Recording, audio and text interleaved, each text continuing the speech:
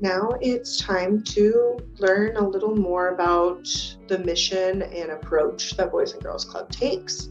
So this slide has got our mission on it, right?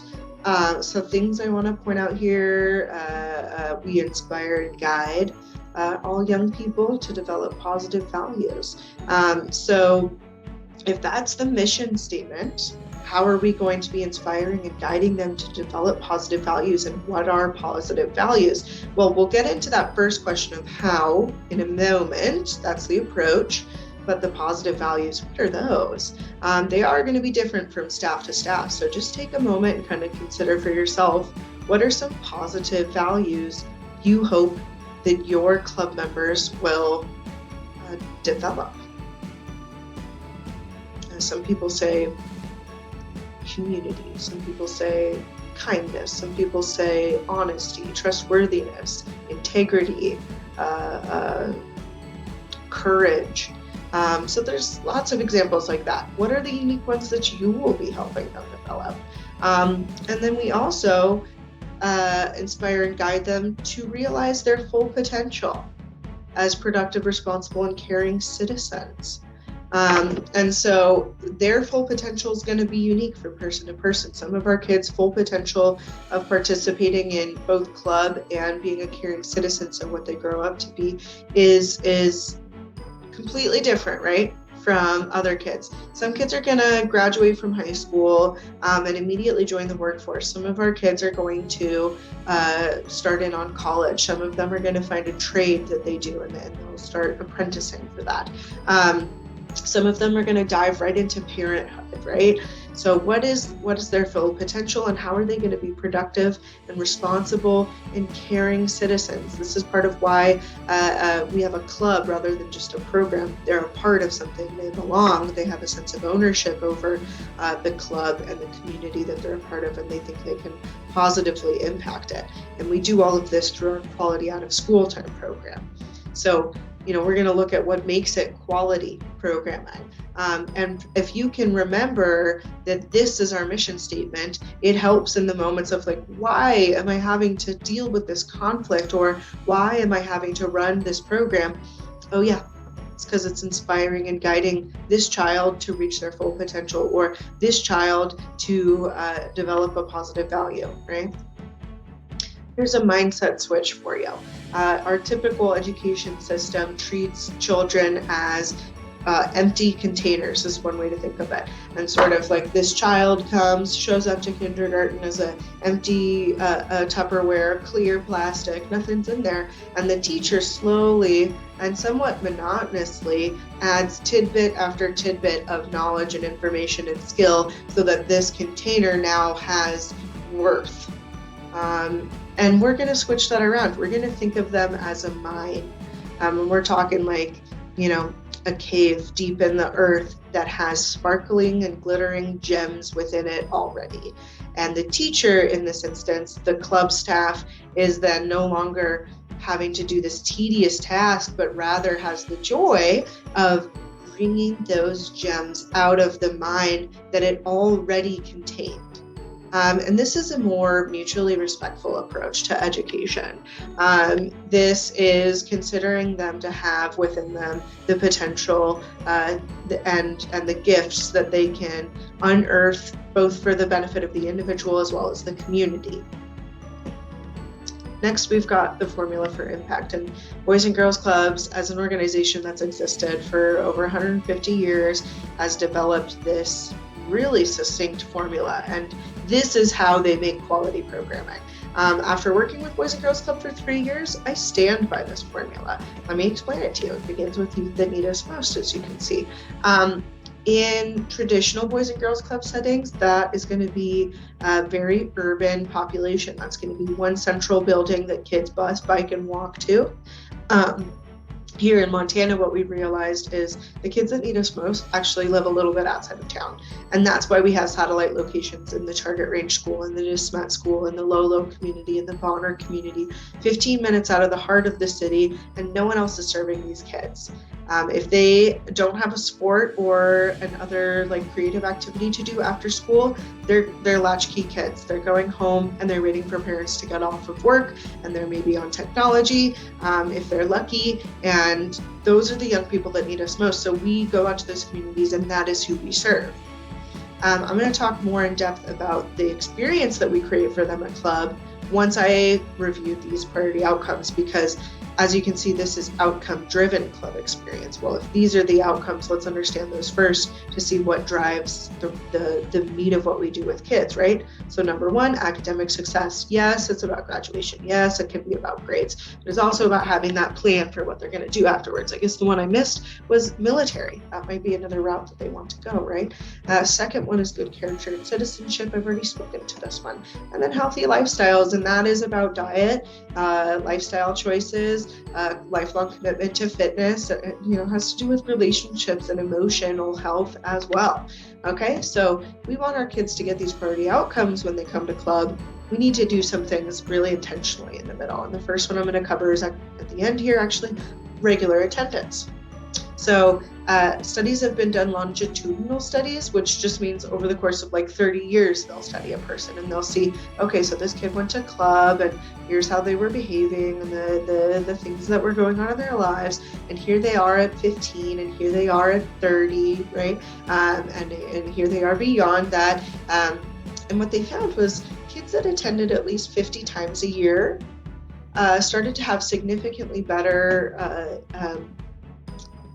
notifications, things in academic success. So it would push the needle farther towards, they graduated, they got higher paid job, they went to college, those kinds of things, right? Here, they do service work, right?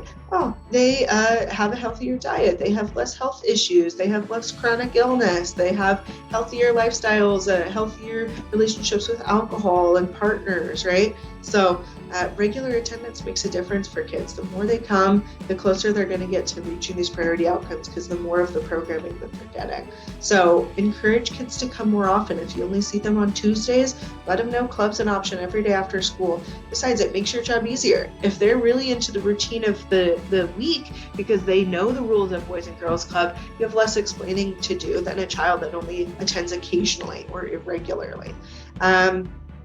This is also encouraging them to join us for summer if they only have been to after school program, and encouraging them to try again next year and make this an integrated piece of their lives.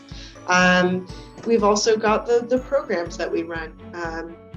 And this is really the meat that I was talking about. So every day you'll see us run a targeted program, and that's going to be Power Hour. It is not an hour long typically at our clubs, just because we have such limited time with the kids, but that's going to be homework support. It's going to be an educational component, and you can see how that really links to academic success. A targeted program is something uniquely that we could test for. We could do a pre and a post and tell that the program had some impact. It's also sequenced and it builds on itself. So week 1, we might be working on addition. Week 2, we might be working on subtraction. Week 3, we might be multiplication, right? So these educational programs ideally build on each other. So maybe we're reading a chapter book over the course of 20 weeks or something like that, right? And then our high yield activities, these are more one-off, that they are still going to connect with the priority outcomes. They're either going to be like a physical game, or we're going to have somebody, a guest speaker come and we're going to do a service project with them, or we're going to play a word scramble game, which helps us with academic success, but isn't necessarily part of a large curriculum that builds on itself over time. This might be our cultural programming. This might be our science or STEM programming, right? And we run both of these every single day. And then these 5 key elements, and we're going to go over these in terms of the observation tool that I and the coordinators use when we come and visit the clubs and assess how everyone's doing and identify growth areas, because it's based on these 5 key elements, and they're great. So the name of the observation tool is long. the high quality club experience observation tool. And for an acronym, it's also long, HQCEOT. So let me pull that up here. HQCE. And we'll start going through it. Now, I'm going to email you this document and you'll be able to continue to review it. This is a great one to come back to ensure that you are doing the best possible job that you can. And you can see it's based on these 5 key elements. And then there are practices associated with it, and you either score a 1, a 3, or a 5 for proficiency. There's no 2s or 4s, but 5s are the best. So we're going to read a few of those, and I encourage you to read all of them at some point. So the first key element is safety, and here you can see they split it into emotional and physical. And for example, a staff would earn a 5 if they all provide structured opportunities with the purpose of helping youth get to know each other. Team building activities, introductions, personal updates, welcomes of new club members, right? So you can see how that is helping to create an emotionally safe space. If the kids have structured opportunities to get to know each other, and really this is why we start every day with what we call a welcome circle, and it is this. So that is the third thing that we do every single day, right? In addition to what? Power hour and the high yield activity. We also go over our daily schedule every single day. Okay, so, we've got safety physical, and then the next one is relationships. And again, they break it down. What are my adult connections like, and what are my peer relationships like, right? So staff should be mainly using a warm tone of voice and respectful language. There's sometimes when you need to use a stern tone of voice and direct language, and it might feel less mutually respectful, but for the most part, we're mainly using that, right? We're almost always actively involved with the kids. For peers, kids are not exclusive or excluding others, or if they do, staff successfully intervene. We're introducing newcomers. We are suggesting they include other kids in games. And then the third out of 5 key elements is fun. And you might be going, how are we going to quantify fun, right? Well, at club, it has a lot to do with sharing control of activities with our youth, providing them opportunities to make plans. Why is that part of fun? Well, it builds anticipation. So in addition to helping them learn to use their time wisely and appropriately, time management skill, it also gets exciting, right? So if we're going to build a bridge, let's sketch it out first, right? If we say, well, we've got 45 minutes left, and we still need to get through power hour, it helps build a plan. Okay, well, I'm going to work on my homework. I know what I'm going to be doing. That anticipation is exciting. Other pieces of fun, there's less time spent explaining something and more time spent just doing it. And then finally, it's about choices. Okay. Fourth key element is opportunities and expectations. So we're helping them reflect on their experiences. That's a part of every high yield activity we're going to ask you to do with the kids. At the end, you'll see 3 reflection questions. They're going to be like, what was challenging about that? What did I enjoy about that? Why would we do this activity at club? And that is helping to set the expectation that we do these activities at club and that they're really helpful for different reasons, right? Why are these opportunities a privilege to get to experience rather than a punishment that we're forced to do while we're at club? Recognition is the last key element. So this is Boys and Girls Club's way. Again, we talk about this in the behavior management unit of just acknowledging, right? And so here you can see acknowledging what they said or did, and we use that non-evaluative language. So again, and I hope I talked about that in the behavior management one, we're not necessarily saying it's cool or I like it. We're saying, yeah, the cleanup project you suggested is a way to give back to the community. We're acknowledging something we noticed about what they tried to do. We're not making a judgment call. I can tell from the audience response that you put a lot of thought into the flow of your video. I'm being super specific about what I could see and where they put in that effort, and what is beneficial for them to strive to accomplish again in the future, right?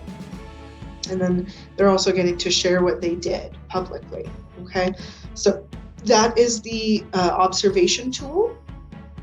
Those are the 5 key elements, and we work those in at every level of the day. And that is how we create a club experience that helps them achieve these priority outcomes.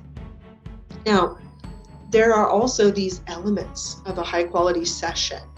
Now, a session can be thought of as like one activity, like our high yield activity, but it can also be thought of as like one afternoon with the Boys and Girls Club. That can be a session. So these are the elements that should be present in each session, right? So planning. And I would say this aspect, a lot of it is the admin team. We do our planning ahead of time, but some of this is you all preparing ahead of time by reviewing the curriculum and making sure you know how to lead that activity, right? The warm welcome. This is the welcome circle that we do. This is greeting kids by name as they come in. The list actually goes to the next slide and then comes back. So the next is the community builder. This is, are we playing those icebreaker games? Are we asking questions so kids get to know each other? Reviewing our group agreements. Are we going over those on a daily basis as they are relevant so that we set expectations for behavior before we get into an activity? Every session afternoon should have your main activity where we're working on the materials and ideas. And I would recommend that you go back through this and you read the specifics of these. And then also, are you doing the reflection questions at the end of the activity to make some meaning of it? Are we recognizing the efforts and the accomplishments that they did?